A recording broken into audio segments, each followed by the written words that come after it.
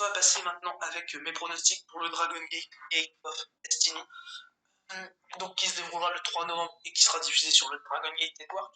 Alors, show qui m'hype beaucoup, je vais commencer avec le match qui m'hype le moins.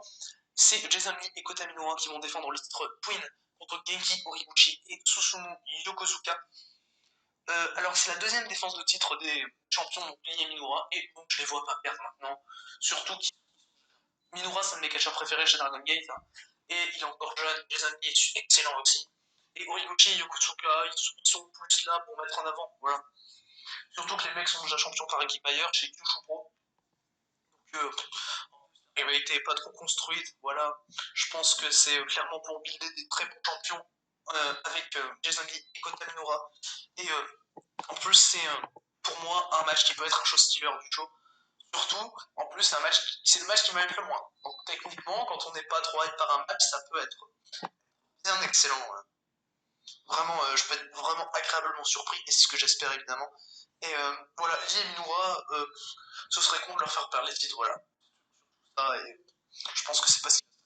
Ensuite, Kai contre Yamato, donc dans un single match. Kai, je le rappelle, qui avait tourné heel dans le main event du Dangerous Gate et qui avait rejoint le clan Red. C'est son premier match en simple depuis son turn, pas grand suspense là non plus.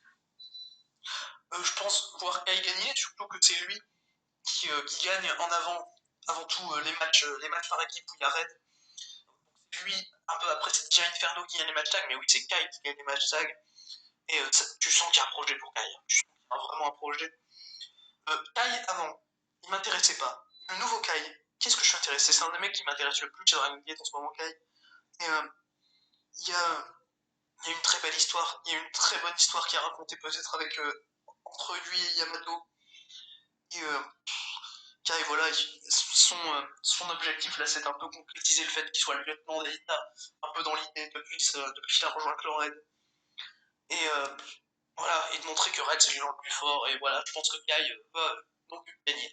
Ensuite, Kaito Ishida contre Keisuke Okuda. Kaito Ishida qui va défendre le titre Open de Brave dans ce match. Voilà, je pense déjà tout d'abord avant la fin de l'année. Ishida il doit pas perdre le titre avant la fin de l'année, clairement, parce que le mec. Oh, Ishida, le mec est jeune, le mec. Futur grand Ishida. Les mecs c'est kick. Oh, c'est des. Oh. Et tu sens les tatanes qu'il met là. En plus, Okuda il va répondre. Le match va être incroyable. Ishida Okuda, pour moi, c'est le match qui m'a le plus de la carte, personnellement. Et Ishida, le mec, a un très très grand avenir. Et si tu veux continuer à le pusher encore un peu, à le pusher, à lui faire devenir, pourquoi pas, un lieutenant légitime d'Eita au sein du clan Red, il faut qu'il conserve le titre encore. Ouais. Parce que sa crédibilité, techniquement, elle commence maintenant. Sa crédibilité pour plus tard, elle commence maintenant, puisqu'il a son push maintenant. Donc, ratez pas son push. Voilà. Je pense que c'est ça qu'ils vont faire. Ça me paraît logique. Et Ishida, pour moi, c'est quelqu'un que je vois gagner le championnat du monde un jour, voire peut-être plusieurs fois. Clairement, Ishida, c'est le futur visage de Dragon Gate, j'ai aucun souci à dire ça. Ensuite, donc Ishida et mon pronostic. Donc ensuite, les titres Triangle, Takashi Yoshida, Diamante et Kazuma Sakamoto vont défendre les titres Triangle, donc les titres trio de Dragon Gate, contre Ryotsu Shimizu, Punch Tominaga et Naruki Doi. Alors, en fait, depuis son face turn, Ryotsu Shimizu a fait un face turn un peu par la force des choses, puisqu'il a perdu le Steel Cage du Dangerous Gate, et qui. Donc, Eita, après, il va après le Dangerous Gate dans pour moi, un des moments de l'année. Eita fait une promo en tête qui va surtout dire qu'il va. En fait, il va dire notamment que même si Big Shimizu, donc il s'appelait comme ça à l'époque, avait gagné, il aurait quand même quitté le clan Red, il se serait quand même fait virer. Et simplement génial, voilà, c'est tout. Parce que faut savoir que Big Shimizu, s'il perdait le match, il quittait le clan Red, c'est ce qui s'est passé. Eita, il le vire. Eita, il est au sommet. Et Shimizu contre Eita, c'est un match que je vois se profiler. Clairement, janvier et février, je pense, février plus. Shimizu, tu le construis très doucement, voilà. Et tu lui donnes pas de titre jusque son match contre Eita. Surtout, il faut pas l'en prendre au clan Red, sachant que le clan Red, personnellement, c'est un clan que je joue avec tous les titres. Et il leur manque plus que les Open de Twin que j'aurais bien gagné par Billy Hook et Kai, pourquoi pas. C'est les deux seuls membres avec Hashireko qui n'ont pas de titre, mais Hashireko n'est pas si fort que ça, donc ouais. montrer Bibi ou Kekai champion par équipe, ce serait vraiment super. Et, mais attendre un peu aussi là, parce que donner, donner du temps un peu à Lee et Minoura, d'avoir le règne, et puis Bibi ou Kekai, ils arrivent leur prêt.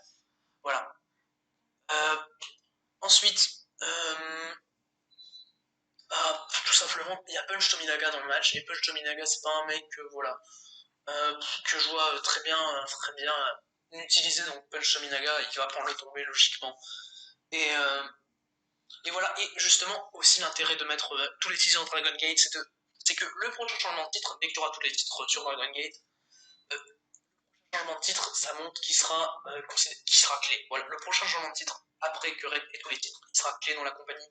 Et il y aura un truc, il y aura un peu. Il passera quelque chose à partir du changement de titre, et je pense que ce serait très intelligent de faire ça. On va passer au dernier match, donc Eita qui va défendre le titre Open the Dream contre Casey. Match qui m'hype énormément. Voilà, sur le coup, ouais, un peu au même niveau qu'Ida Okuda, mais dans le storytelling, Eita, pour moi, c'est le meilleur kill du monde. Hein. Surtout depuis ce qui s'est passé lors du Dangerous Gate. Le mec, il est au sommet de tout, il a un touchage de Dragon Gate pour moi. Je vois pas comment, en fait, il pourrait pas avoir un reign d'au moins 8 à 10 mois, et c'est ce que je pense va faire Dragon Gate. Moi, j'aimerais un an, personnellement, un peu plus, voilà. Et le mec, il est au sommet, quoi. Et ce serait vraiment absurde qu'il perde le titre et que ça lui brise les ailes, mais de toute façon, je pense que Dragon Gate est au courant de ça et que le mec, qu'il a tout pour être au sommet de la compagnie pendant longtemps. Il est incroyable. C'est ce qu'il fait en termes d'in-ring, en termes de storytelling, en termes de charisme, je trouve que le mec est dessus. Waouh. Différence, le monde qui est entre Eita et les autres. Rien qu'après le Dangerous Gate, je trouve ça énorme. Et, et aussi, voilà, Dragon Gate, je pense qu'ils en sont conscients. Je pense qu'ils savent en plus que. Enfin, je pense que ce qu'ils vont faire, c'est que vu qu'ils sont logiques, hein, contrairement à une autre compagnie japonaise dont je ne citerai pas le nom, c'est que Eita, il a des futurs challengers possibles comme Naruki Doi. Voilà. Pour moi, Naruki Doi, il va y avoir un rematch. C'est vrai que la rivalité restait un peu en suspens. Voilà. Et, Ryotsuchi Mizu ensuite. Voilà, Naruki Doi, Ryotsuchi Mizu, Masato Yoshino qui est le mec que je vois prendre le titre Eita. Donc, le plus tard possible. Masato Yoshino contre Eita. Voilà. Parce que je vois Yoshino être le prochain Open the Dream. Donc voilà, Eita, le mec est intouchable, donc il va le montrer encore plus au Gate of Destiny et encore après, pour que Yoshino lui prenne le titre dans environ un an avec une pop monumentale, parce que Yoshino, ce serait quand même la rédemption. Ah ouais, magnifique, voilà. Et donc voilà, je pense que Casey, tu lui donnes le titre, t'as rien. Et Eita, tu lui donnes le titre, t'as 2, 3, voire 4 matchs qui c'est derrière qui sont possibles et qui sont constructibles avec efficacité dans la storyline. Donc mon pronostic c'est donc logiquement Eita et c'est un des pronostics les plus faciles pour moi dans cette carte. Alors c'est tout donc pour les pronostics du Dragon Gate of Destiny, n'hésitez pas à donner les vôtres dans les commentaires et je sortirai les résultats du show normalement le lendemain de la sortie du show, le lendemain de la sortie sur le Dragon Gate Network. Donc le 4 et j'aurai sûrement un petit invité hein, pour faire cette review, voilà. Je vous en dis pas plus et je vous retrouve très bientôt pour une prochaine vidéo. À la prochaine.